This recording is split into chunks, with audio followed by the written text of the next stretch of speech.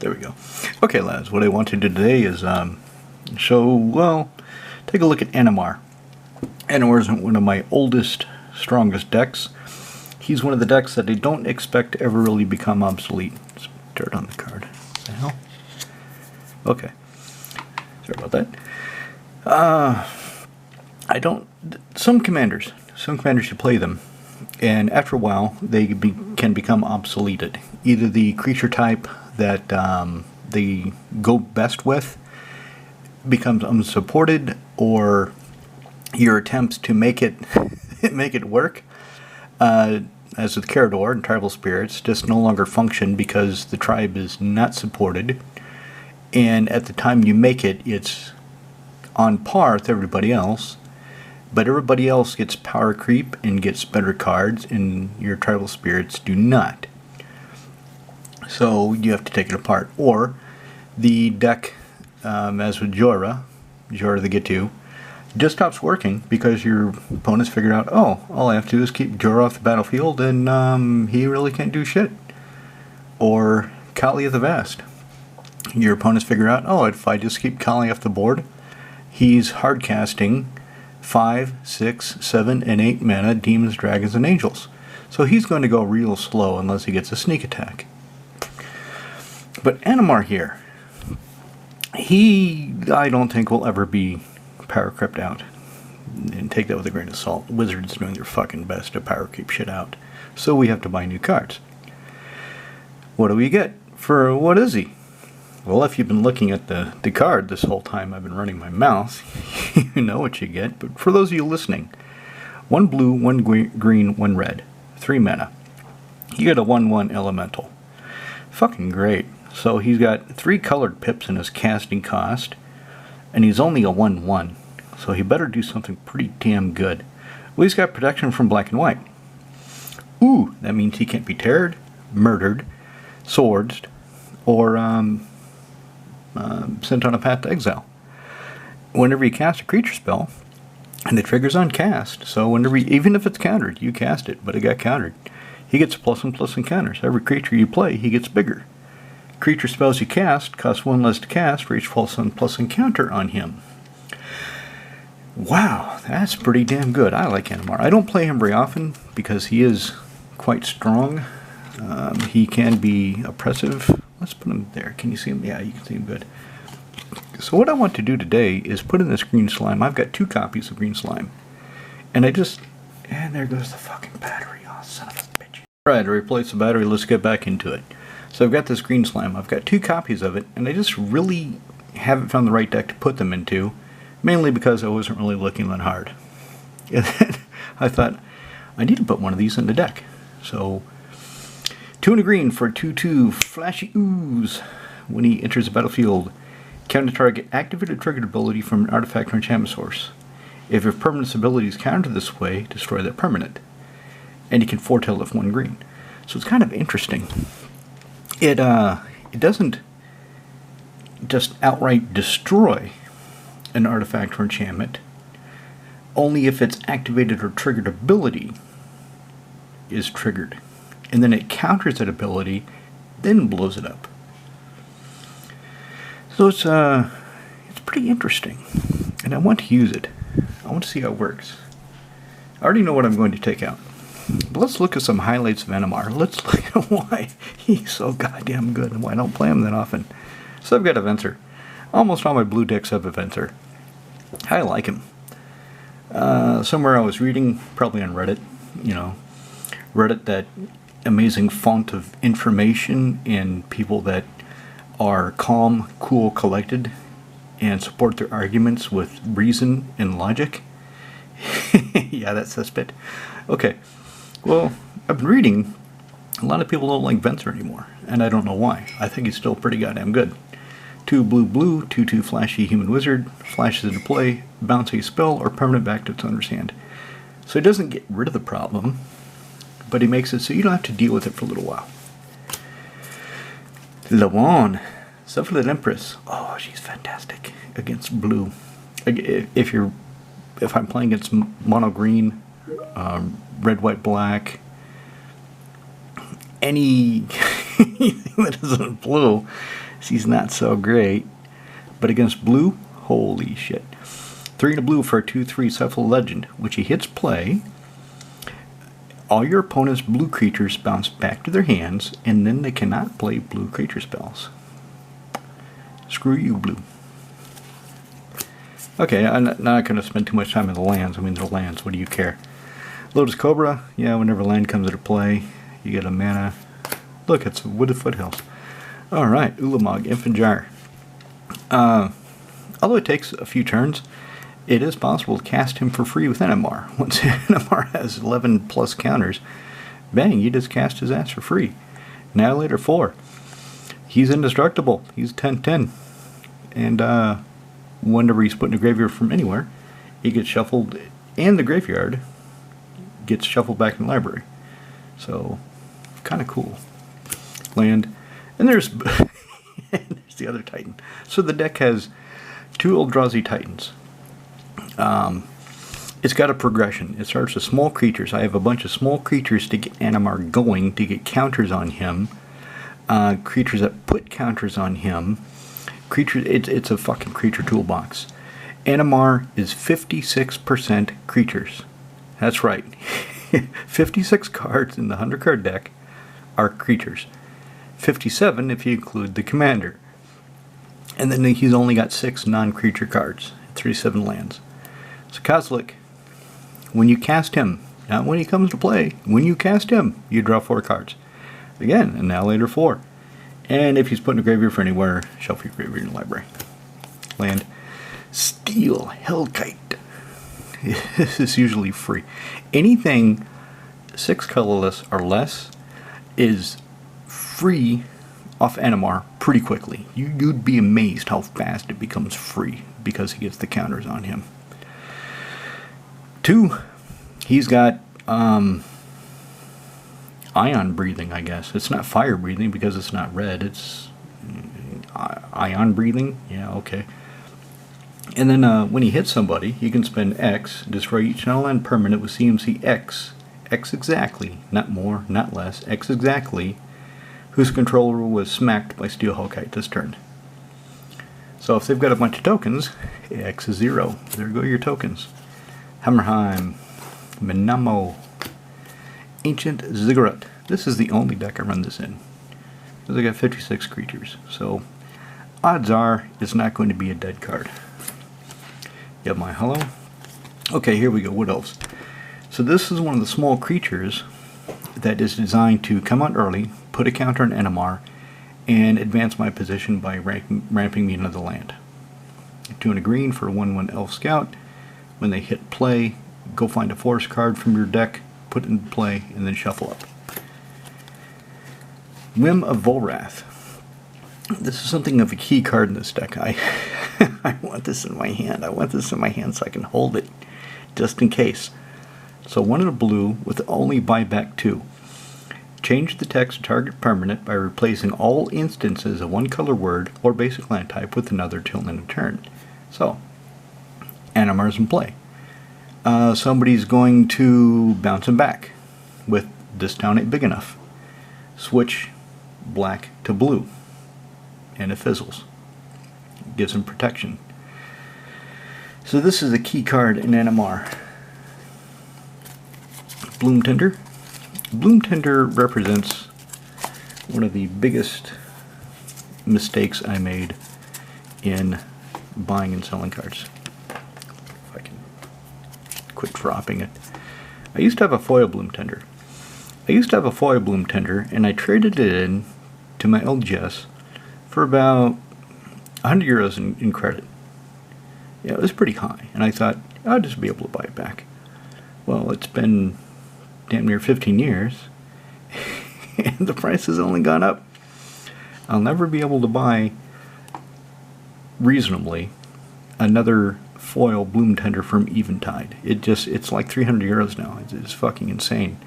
Unless it gets reprinted. We have a Lorwyn set coming up, so my hope is that it gets reprinted and the price drops, making this an affordable pickup in foil. If not, c'est la vie. I did it to myself. But it did get a lot of cards I needed for a deck, so it's not like it's a loss. It's just oh shit, I could have sold it for more if I waited, or I could have kept it and had a foil Bloom Tender. Anyway, it's best not to sit on your regrets. You can look at them once in a while and then throw them over your shoulder. Get rid of those fucking things. They just weigh you down. So anyway, 1 in the green for a 1/1 Elf Druid. Tap for each color among permanents you control. Add 1 mana to that color to your mana pool. So if Animar's in play, tap her and get 1 blue, 1 green, 1 red. Little bender. This is a card I think about taking out sometimes. So play him as a morph. If Animar has 3 counters, morph is free. If he's got 3 counters, you may play this face down as a 2/2 creature for 3. Turn it face up anytime. So just play him face down for 3 for free. If Animar has 3 counters, he'll get another counter because you're casting a creature. And then you can, 1 in a blue, flip him over and redirect the spell that only has 1 target. Land. Yeah, I would like to get more of these in foil, but they've gotten expensive. Everything has gotten expensive. I mean, this is like, what, €5 now? So if I want another one, that's €5. So if I want 2 or 3, it's 10, 15 for basic lands, foil. But yeah, it is what it is. Equilibrium, 1 double blue. Whenever you successfully cast a creature spell, you may pay 1 to bounce a creature back to its owner's hand. So you can use this offensively. So you cast a creature, you tax yourself for 1, and you bounce somebody else's big nasty thing you don't want to deal with back to their hand. And it helps deal with indestructible creatures. It helps deal with anything, as long as the creature doesn't have hexproof or shroud, it deals with it. Or you can bounce one of your creatures back to reuse its enter the battlefield trigger. So I like Equilibrium. Per Recruiter, original 3 portal. So if you look here, trying to take it out of the sleeve. Another way you can tell that Animar has been around, that's an old sleeve. I've had these sleeves on him for 10 years now. These are KMC sleeves. They're still supple. They still hold together. They still shuffle. They're just scratched to shit. So anyway, now that I pull it out, so you see the collar of your woman there, or dude. You see his, I guess it's a dude. You see his collar. There's a signature there. In the Judge foil, they cut off, the art is wider, but narrower, top to bottom. So it cuts it off right about like that. So I don't like it as much.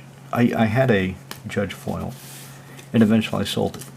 So I got this Portal 3 Kingdoms because it has more of the art. I just think it looks better. Excuse me. Anyway, 2 in a red, 1/1 Advisor. When he hits play, go look for a creature card with power no greater than 2, show it to everybody, put it in your hand, then shuffle up. Speaking of creatures with power no greater than 2, you can go find your Peregrine Drake. 4 in a blue. When he comes into play, and tap up to 5 lands. Now, keep in mind when you're looking at all this, the whole idea.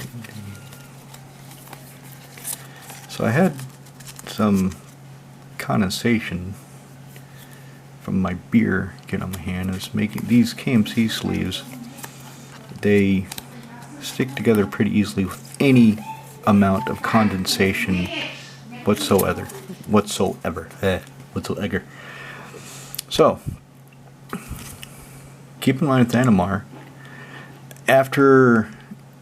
even if the deck is only kind of working, and I'm not talking about when it's working well, not, oh my god, how many creatures do you have, and everything is just pumping on all cylinders. I'm talking about when it's just working well. By about turn 4, turn 5, Animar should have 3 to 4 counters. So if he has 3 counters, you play this guy for only 2, for 1 colorless and a blue because of the mana reduction from Animar, and you get this 2/3 flyer, a big fucking deal, but you can tap up to 5 lands, so you can play more shit. Keep in mind that's the whole core behind Animar. So here's another morph creature. Play him face down, even if Animar only has 2 counters. Spend 1, play him face down, and then you can flip him over from 1 into green and destroy an artifact or enchantment. Beast Whisperer. And this is where Animar starts to get into problems. This is where the deck gets tricky to play. You see that double green? That can be a problem. The morph creatures and the colorless creatures, the few that I have, are no problem. The problem arises when it has 1 or more color requirements. And the whole Animar, the whole mana base, is engineered to get him out as quickly as possible. I don't think I have any lands that come into play tapped. I've got 3 original dual lands for him, and they're in him, not in anybody else, because it is critical to my game plan that he come into play as quickly as possible. Of course, taking into account the game state and who I'm playing against. Against some people, I don't want to just run out Animar blind and unprotected because they can kill him if I don't have any shields to put up. That said, so this guy, he costs 4, but the maximum mana reduction from Animar is 2. So I still have to pay that 2 green, and sometimes the multiple color requirements start biting me in the ass. Bloodshot Cyclops typically only costs 1 red, but I can't really remember the last time I had him in play. This guy, I hardly ever draw him, and even when I do, I often don't see the need to play him, but I keep him just in case. Sacrifice a creature, tap him, sacrifice a creature. He deals X damage to our creature player, that's the sacrifice creature's power. He's kind of a backup. The idea is, if I have a bunch of counters on Animar, and I can kill somebody with commander damage. Dinner is ready, we are going to eat. Okay. She doesn't care about this. This is just my stupid hobby. So, me making these videos for you lads is just some nerd thing that I do sometimes. Because it's not really making any money. It takes time away from her. Takes tension away from her. And you guys with a wife or girlfriend that you've been with for a while, you know how this is. So, sacrifice creature, deals X damage to our creature player. So, like I was saying, attacks Animar, kill somebody, and then Bloodshot Cyclops can pick up Animar and throw him at somebody if that's the last guy I need to kill. Or somebody's going to exile one of my creatures, I can sacrifice it instead. So it doesn't get exiled. It goes in my graveyard and I can figure out later how to get it back. And it's to sacrifice a creature, so he can sacrifice himself. Useful to know. Another morph creature, but this one's got Megamorph. Megamorph, when it's turned face up. Counter, basically negate. Counter target instant or sorcery. No, negate counters and not creature spells, so it can counter artifacts and enchantments, so that's not negate. Anyway, it can be useful. Mystic Snake. Remember what I was saying about the color requirements? So green, double blue. So no matter how many counters Animar has on him, the maximum mana reduction I get is 1. But when he comes into play, counter target spell. Like with Animar, if I can do it with a creature, I'm doing it with the creature. So the few non-creature spells in here are things that I can't do with the creature. Shink of the Bloodsoaked Keep. Here's a card many of you have never seen before, and now that you're looking at it in all of its glory, you're wondering, why the fuck is that a good card? Why would you bother playing that? Are you retarded? No, I'm not retarded. I think. I could be. You have to ask some of my peers. So, 5 mana. 4 and a blue for a 1/1. On your turn, before you attack, so only during your first main phase, you can tap this guy to draw a card. Only during your first main phase. Mana reduction. So he's got 4 colorless. Animar has 4 counters. He only costs 1 blue. Would you pay 1 blue for a 1/1 wizard that you can tap every turn on each of your turns to draw a card? I bet you would. That's why he's in here, because I will. Ketria Triome, French City of Brass, City de Aran, Master Biomancer. Okay, so sometimes playing Animar, I want some of the utility creatures to come out before he does. Sometimes I want him on turn. I can possibly get him on turn 2. It's really difficult. Everything has to work perfectly. I have to get basically. No, maybe I don't. Maybe turn 3 is the maximum. Anyway, sometimes I want him to play on turn 3, and I'm not worried about anybody blowing him out of the water when he's unprotected. Other times I want to play things like Master Biomancer, 2, 1 blue, 1 green for a 2/4 elf wizard. Each other creature control comes into play with a number of plus and plus encounters on it equal to his power, and is a mutant. So if he's in play, and then Animar comes down behind him, Animar will be a 4/4. He will get 3. No, he will be a 3/3. He'll get 2 plus and plus encounters. But then, at that point, all my morph creatures, the first one costs 1. And then subsequent morph creatures are free, and it just snowballs from there. Scalding Tarn. Yeah, see, that'd be so much nicer to have a foil one, but like I said, they're €5 each, minimum. Probably more than that by now, fuck. Oko. Oko, you are Broko. Oko, Thief of Crowns, one of the 6 non-creature spells, and one of the 2 planeswalkers. 1 colorless, 1 blue, 1 green. Legendary planeswalker. Oko. +2 create a food token. +1 target artifact. Creature loses all abilities, becomes a 3/3 elk that does nothing else. So if you elk somebody's commander, and I've seen this before, elk somebody's commander, and they automatically try to put it back in the command zone. You're like, no, it doesn't actually go to the command zone for you to cast it again. It stays in play. It's just a 3/3 elk that does nothing. You have to figure out how to get it back in the command zone yourself. And I'm not going to attack you with any ground creatures that you can block it with. And then Neg 5 does some shit. I don't know. I've never triggered the Neg 5 ever. I don't know if anybody ever. I'm sure somebody has, but I don't know why. My friend out in Austruzna, I've got Oko in a vintage deck. And after he saw the way Oko works, he's like, man, this card's fucking broken. I said, I know. And I explained it to him. That this +1 should never have been a +1. But that's how they printed it. And now he's got one in his Shirus deck. So now he can share the love. Share the Oko-ness. There it is. Volcanic Island. It's thrashed. It's beat to shit. Look at that.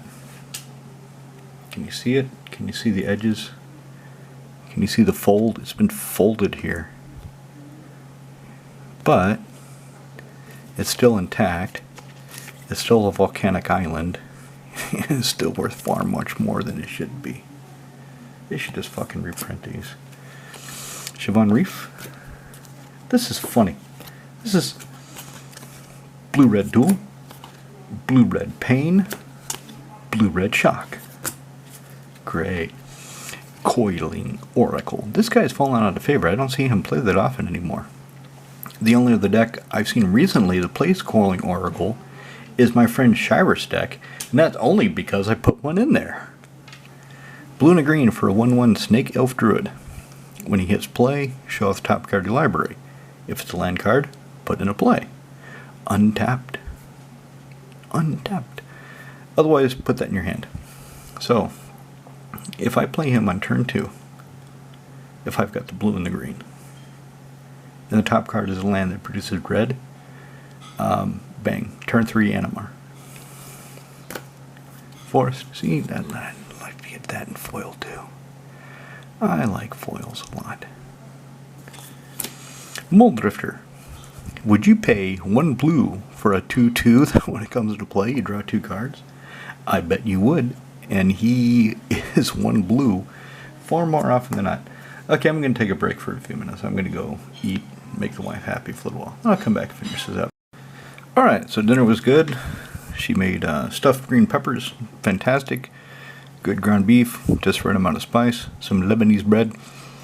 So, let's get back to it. Consecrated. This is the only game changer in the deck. Consecrated Sphinx. 4 double blue. Flying. 4/6. Whenever an opponent draws a card, you may draw 2 cards. And why wouldn't you? Pendelhaven. Target 1/1 creature gets +1/+2 until end of turn just for tapping it. This is really nice to get early in the game.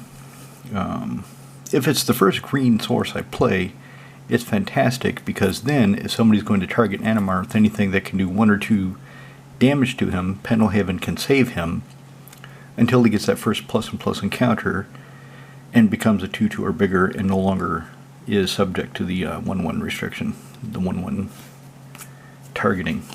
Carplucent Forest. Yes. Whim of Vorath and this card don't go well together. I'm taking 6 damage to my face, doing it to myself each turn, each time I cast Whim of Vorath and buy it back if Uruk-Thar's in play. So Uruk-Thar the Unbowed. 4 green red, 6 mana total for a 6/6 vigilant reaching ogre warrior. And he has to attack each turn available. Whenever a player casts a non-creature spell, Uruk-Thar punches in the face for 6 points of damage. My friend out in Austrusna. The very first deck we gave him, so we all pulled together and we put together a commander deck for him, gave it to him, and it was Uruk-Thar the Unbowed. So a green-red deck, a lot of warriors, a lot of neat little tricks, but still nothing that takes a lot of thought to play because he was a new player. Just fun stuff.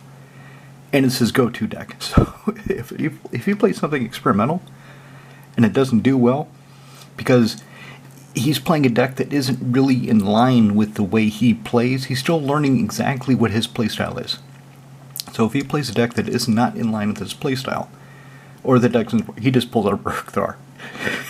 and sometimes he gets kind of upset because, okay, fine, I'll just go back to Uruk-Thar because I know how it works.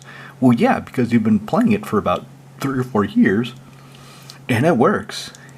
He's hardly made any changes to it at all since we gave it to him. But it just fucking works. You drop Uruk-Thar, and all the blue players go, oh, this is going to be bad. If I counter something, I get hit for 6. Forgotten Ancient. I forgot what he does. 3 in green, 0/3 elemental.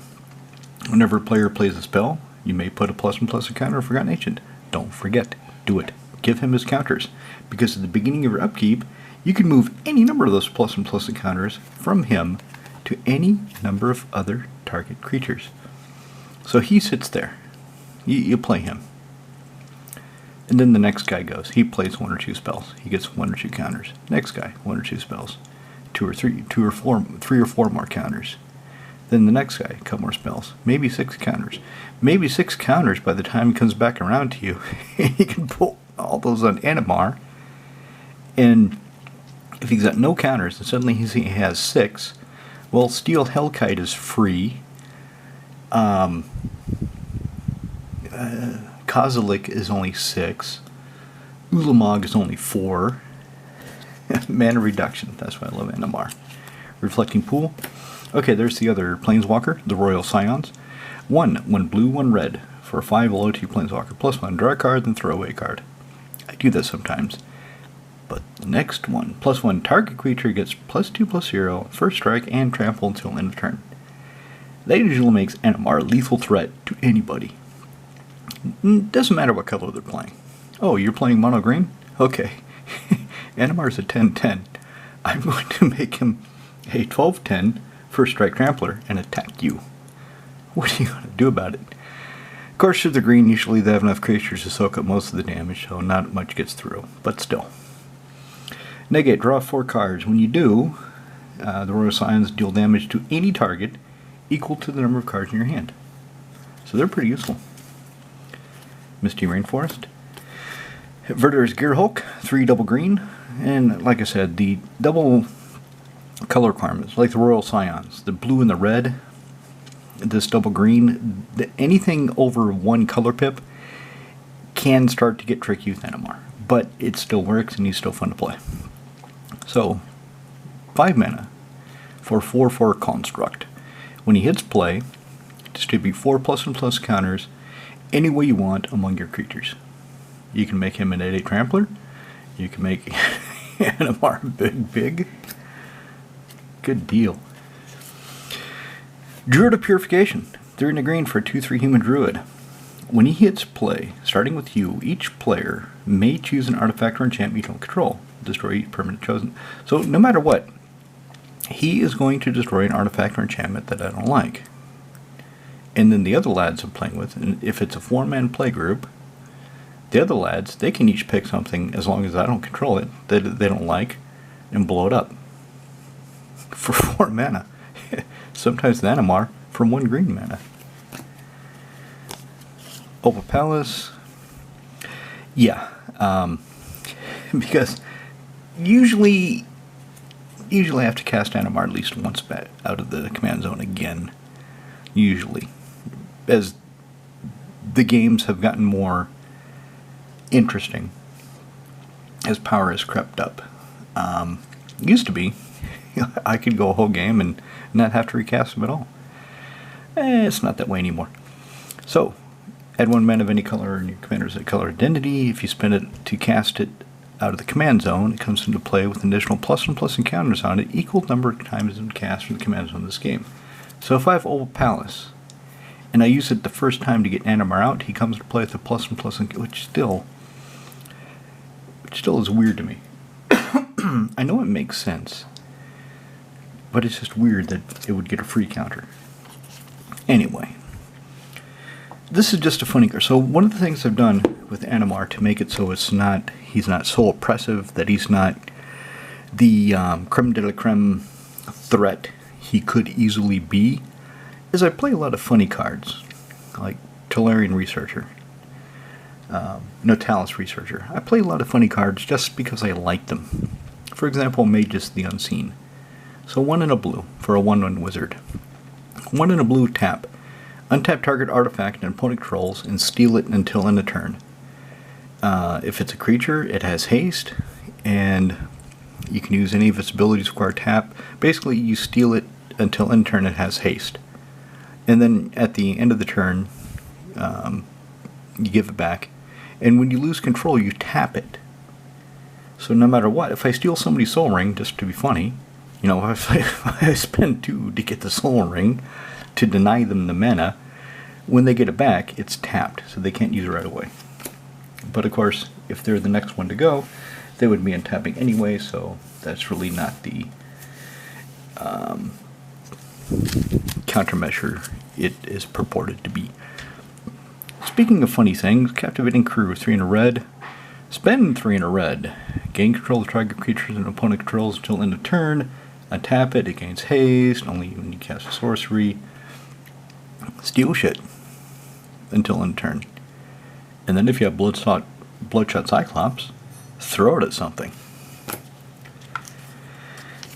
Balefire Dragon. Would you like to spend 2 red to have a 6/6 flying dragon that whenever it punches somebody in the head, it deals that much damage to every creature they control? Oh, I bet you would, wouldn't you? Yep. Mana reduction. NMR. Okay, here's another one of the Ramp Dorks. Farhaven Elf. 2 and a green. 1/1 Elf Druid comes into play. Go find a basic land, put it in play tapped, and then shuffle. So I've got quite a few of those effects. Duplicant. If NMR's got 6 counters, this guy's free. For free. You just throw him into play. And exile a creature. and he gets that creature's power and toughness. And then with Equilibrium, you can bounce it back and play it again. Alright, moving right along. Something about Animar. It looks like he's really light on removal. But the thing is, he's got a lot of tricks. So that leads to the removal. For example, Man of War. 2 and a blue for 2/2 jellyfish. I just think it's pretty. Comes to play, return a creature to its owner's hand. So I can return my creature, can return a creature that's bothering me, the one of my opponent's control. A lot of things you could do with this guy. Of course, there's probably better cards now. But that is the world we live in. Fucking power creep. Spellskite. 2 colorless. If Animar is 2 counters, it's free. You're going to hear that a lot. That's why I love Animar. You know, bang! I've got a free Spellskite. And then I can pay 2 life, and no, you're not targeting Animar, you're targeting the Spellskite, whatever the hell you're trying to do that pisses me off. Spikeweaver, 2 double green. Comes into play with 3 +1/+ encounters on it. You can move the +1/+ encounters from him to something else. So with Forgotten Ancient, you will always want to put a couple more on Spikeweaver just to keep it fat, just to keep it up there.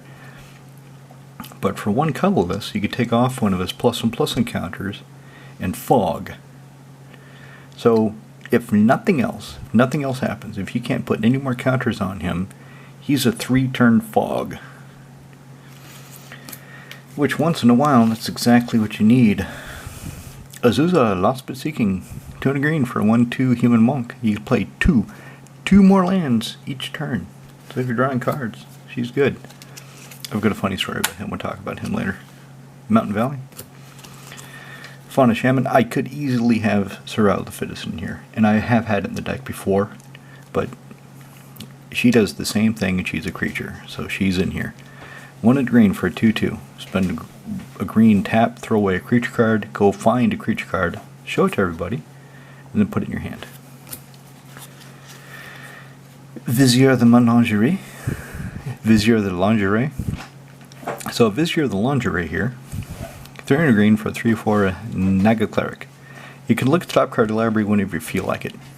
I'll do it just to assert dominance. He'll be in play, and somebody do something, and I'll say, okay, I'm going to look at the top card of my library. Why?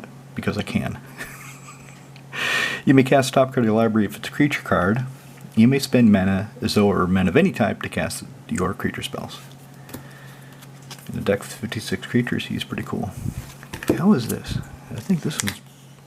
Is this Thrashed? Oh, fuck yeah, this is Thrashed. I thought the Volcanic Island... I forgot how bad this tropical island is. Look at that. This is a bend. This is a no-shit bend. This is just a crease. So it looks like somebody kind of crumpled it in their hand, maybe. This is all white. Look at that corner. Can you see it? Yeah. But you know what? Oh, look at that. Yeah. It's still an intact dual land, so...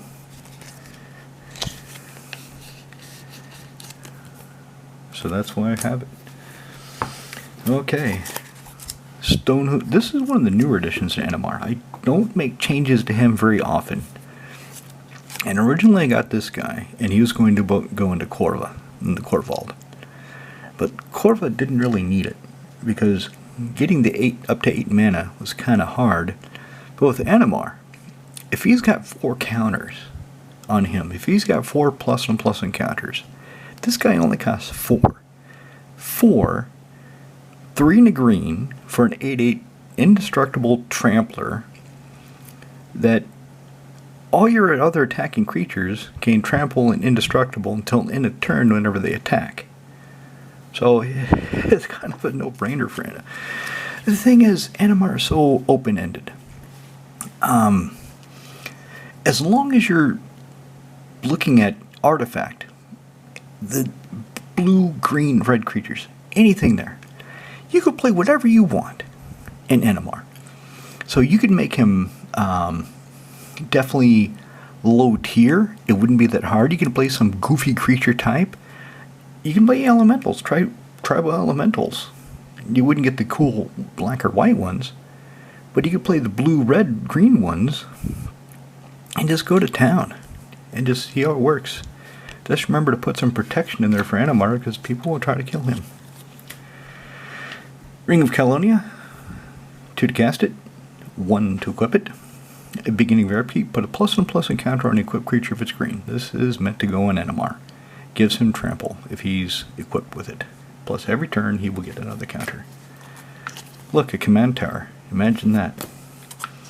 Solemn Simulacrum. Animar's got 4 counters. This guy's free. For free, just drop him under play. You've got a 2/2 golem. Go find a basic land and try to get him killed till you get a card. Draining Whelk. I can't think of too many other decks where I would play Draining Whelk. The only reason I've got him in Animar is because, inshallah, he will only cost 2 blue. So for the price, the mana cost of a counter spell, if Animar's in play and he's got the, like I said, the deck revolves around Animar. Everything in the deck is designed to either work with him in play or get him in play. He is the linchpin. So if the linchpin is in play, usually at worst, this is a, 1 blue, what's a cancel. Worst case, it's a cancel. Spend 1 colorless, double blue, flash into play, counter target spell. And then it gets X +1/+1 counters, or that's the spell CMC. So you get a big flyer, and you cancel a spell.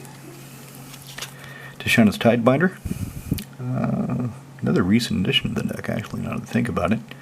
2 and a blue, 3/2 flashy Merfolk Wizard comes to play, counter an activated triggered ability, and if it was triggered by a creature, artifact, or planeswalker, if the ability is coming from one of those, they don't get to do shit for as long as Tishana's Tidebinder is in play.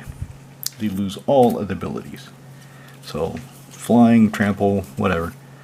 No, I would like to have that in foil. I really would. I should look it up. Maybe I'll get 1 representational, because I know I've got 1 representational island. And as long as I have 1 representational foil basic of each of these arts, it'll be okay. Be better than having none. Spike Feeder, 1 double green, comes into play, 2, only 2 +1/+1 encounters. You can spend 2 and remove one of the, and you can move the counters around from him to something else. Or you can just pluck off a counter. You gain 2. You don't have to spend anything. You just pluck a counter off him and gain 2 life. Vesuvian Shapeshifter. So you play him free as a morph creature, and then you just morph him for 1 in blue when you need to. Or if you need the coming into play ability of him coming into play and copying something, then yeah, you could pay the double blue. Because, by the time you're casting something that costs 5, Animar should have 3 +1/+1 encounters on him.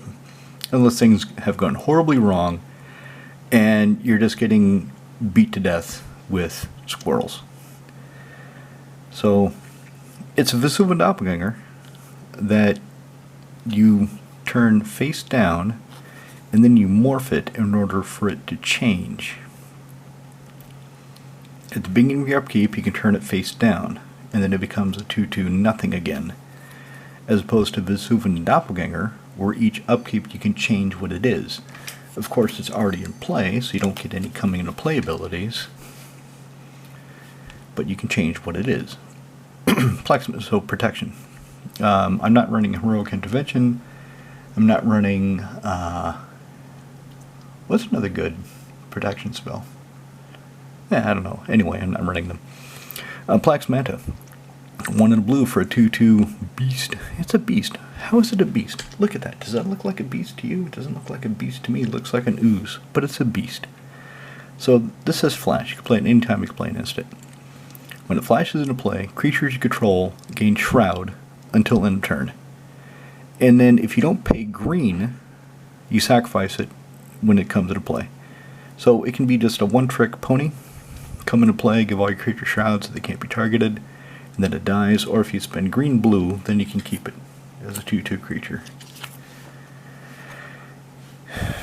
Another non-foil. I'm going to look that up, because I bet that would be gorgeous in foil. There's the taiga. The taiga's in pretty good condition, I think. Oh no. Oh no, it's not. Belay my last. It just looks good from the front. From the front, it looks pretty good. You flip it over? No. Like they say in Czech Republic. From behind, high school. From the front, museum.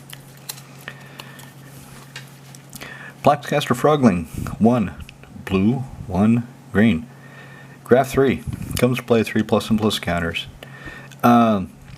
And then whenever another creature comes into play, you can move one of the counters from the Frogling onto it. But he's in here.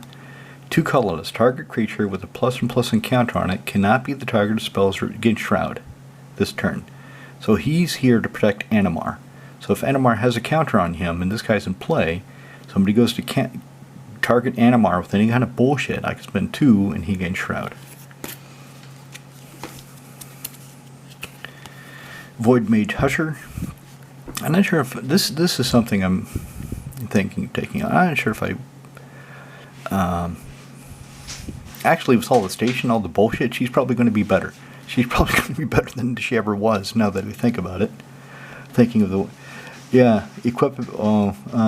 Yeah, she's not coming out.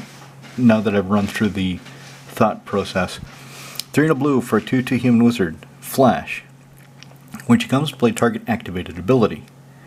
Whenever you play a spell, you can bounce her back to your hand. So, the other reason she's in here is that whenever I play a spell, doesn't matter what kind of spell it is, I can bounce her back to my hand.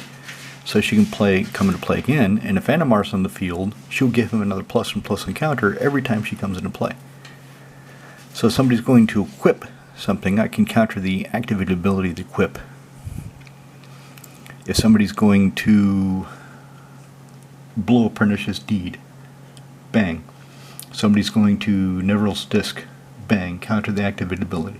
What's some other bullshit? Those fucking stations. They all have tap abilities. As long as they're not a mana, bang. No, you're not getting that ability. Fuck off. Another mountain. So here's kind of the removal for creatures. Another way to remove creatures. 1 green for a 1/1 human shaman. 1 green tap. Target creature you control fights another target creature. So if the creature's black and it fights Animar, it's just getting shredded. If it's white and it fights Animar, it's just getting shredded. Okina, Temple to the Grandfathers. Beast Color Civil. 1 in a green for a 1/1 hasting human. No, elf. Elf shaman. He's not human, he's a fucking elf. So 1 in a green for a 1/1 hasty elf. Add 1 mana of any color to your mana pool. Only to cast a creature spell. Well, I've got 56 creatures, so odds are I'll have 1 to cast. Timeless Witness. I did have Eternal Witness in here, but it felt like I was playing them too much. I had them in too many decks. So I started using Timeless. This isn't the foil one. Do I have a foil one in my collection? I should get one. I'll look and see if I have a foil one. So I'll set her to the side. Anyway, when she comes to play, I can return a creature card from your graveyard to my hand. This is the newest new addition to Animar, Hydroid Crisis, and it shouldn't be the newest. For the longest time, it was I think a 10, then a 20, then a 30 € card, then dropped back down to 20, and then 10, and now it's 5. So I got one. Hydroid Crisis. Blue-green X. When you cast this motherfucker, you gain half X life, draw half X cards, round down each time. Kook, look at that. That's weird. It's a jellyfish Hydra Beast. That's extra weird. Of course it is. Why? It's a jellyfish Hydra Beast. This is weird. What do you think of this guy? It's a centaur. Yeah, he's still weird. How is he weird? He's got a shovel. He's just weird. He's a centaur. What do you mean? Aren't you read Narnia? Aren't centaurs cool? Yeah. When he comes into play, any target player shovels any number of target cards from the graveyard and library. So you can choose what you're going to shuffle back in, or you can choose what you're going to make your opponent shuffle back in, and leave them, the graveyard decks, with nothing they can use. Ha! Feather Mage, 2, 1 blue, 1 green, for a 1/1 evolving human wizard. Whenever she gets a +1/+1 counter placed on her, draw a card. She doesn't care how she gets the counter. So if you've got Forgotten Ancient, and you move just 1 counter onto her during your upkeep, then you get to draw the card. Cloudstone Curio, artifact, 3 colorless. Whenever a nut, do you like that? No, it's weird. Well, it's magic. Everything's weird. But whenever a non-artifact permanent comes, whenever I play a creature, I can bounce another creature to my hand for free. And then if it's a more for colorless, I can play it again for free. And then pick up something else. And just keep going like that for a little while. You may have noticed I do not have, I think it's Ancestral Statue. I do not have an Ancestral Statue in Animar, because it's just too easy. Ancestral Statue, I think, costs 4. I believe it's a 5/3. Whenever you play it, you return, I'm pretty sure it's a creature, back to your hand. Now I own one, I own a foil one, but I intentionally have not put it in Animar, because what happens, it comes into play, you have to return a creature to hand. So you return the Ancestral Statue. Then you play it. Oh, you have to, and you just, boing, boing, just do this on the table. And every time you do this on the table, every time it slaps the table, Animar gets a +1/+1 counter. And he gets, 10, 20. So, it's just too easy. So I don't have one in here. I do own one, so if I take him to Ostruzna, he's going to get it. Llanowar Reborn comes to play tapped with a +1/+1 counter. This is the absolute best land to play first turn. Comes to play tapped, gets the counter, untap it, play something that gives me blue, then turn 3 gives me play something that gives me red, tap them out, move the counter, and he starts the +1/+1 counter. He starts as 2/2 and gets the ball rolling. Sylvan Ranger, 1 in a green for a 1/1 Elf Scout. When she comes to play, go find a basic land, show it to everybody, put it in your hand, then shuffle. This is what I'm taking out. Alchemist Refuge. Blue and a green, you can cast non-land cards you own as though they had flash. Otherwise, it's one of the few lands in the deck that only produces colorless. But I have it here for that flash ability. I could use Windy Canyons, but why am I not using Windy Canyons? I think Windy Canyons only says 1 creature. Probably because I don't have a foil Windy Canyons, but I have a foil Alchemist Refuge, and it's really pretty and I like it. That's probably the real reason. Zealot's Conscripts. 4 in a red for a 3/3 human warrior with haste. When she hits play, grab one of your opponent's creatures. Permanents. One of your opponent's permanents till end of turn. Untap it. It gains haste until end of turn. So it can be a land. It can be a planeswalker. It can be their 69 Chevy Nova. You grab it and it gains haste until end of turn. And then you give it back. Urabrask, this guy's beat too. Look at this. Look what happened to this guy. I don't remember where I got him.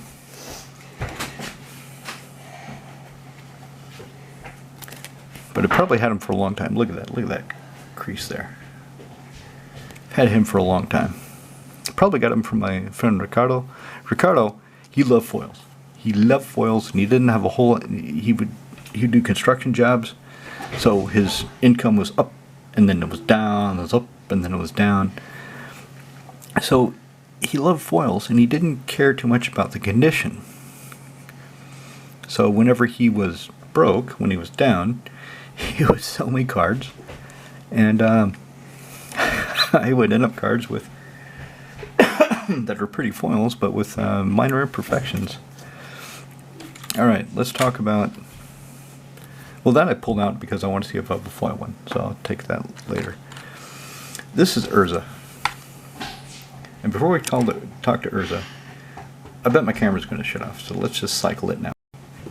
Okay, so this is Urza. 2 double blue, Blind Seer, for a 3/3 legend. I'm pretty sure he's a wizard now. Pretty sure. I haven't checked because it doesn't really matter in this deck. 1 and a blue. Target spell or permanent becomes a color of your choice till end of turn. In one very memorable game, it was 1v1. I was playing NMR against Bigfoot, and each of us had pummeled each other down to I either kill him this turn or he kills me on his turn. There was no other way about it. He had one blocker, and it was blue. And I had NMR with a shitload of counters, lethal. But he had a blue blocker, so NMR was not going to get through. And then I drew Urza. So Urza turned his blocker black, so he couldn't block. And when I told Bigfoot that that's Urza, he said, Urza's an asshole. Yes, but he gave me the game. Alright, so here's what I'm going to do. For the green slime, I'm going to take out Reclamation Sage. The reason for that is, overall, they have the same casting cost, 2 and a green. He's 2/2, so he's got 1 more toughness, which kind of doesn't matter.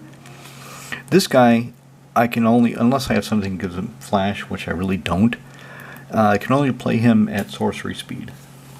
This guy has flash, and yes, this guy, if the artifact or enchantment I want to destroy does not have an activation cost, then this guy will blow it up. The green slime, if the artifact or enchantment has no if it's Murray's Wake, he won't do anything to it. Green slime does nothing to it. But there are so many artifacts and enchantments that do have an activation cost. And I do have an Nantuko Vigilante, and I do have other ways of destroying artifacts or enchantments, not many, but a few, or stealing them. I think this green slime is going to be a better inclusion in the deck. I'm going to give it a try. Let's see how it works. Okay, so that's NMR. That's the run through. One of my most powerful decks that I don't think will ever get truly power crept into oblivion. But sure, Wizards is going to try.